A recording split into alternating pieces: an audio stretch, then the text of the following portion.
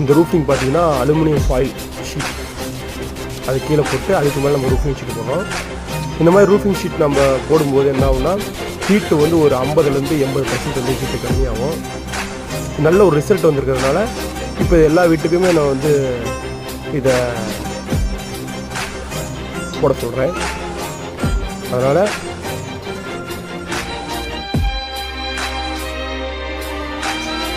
இந்த அலுமினியம் ஏர் bubbles foil sheet போடும்போது ஒரு ஹீட்டு கம்மியாகும். எல்லோரும் இதை நோட் பண்ணிக்கங்க. உங்களுக்கு ஷீட்டு வேணும்னா எங்களை கான்டெக்ட் பண்ணுங்கள், உங்களை ஷீட் அனுப்பிடுறோம்.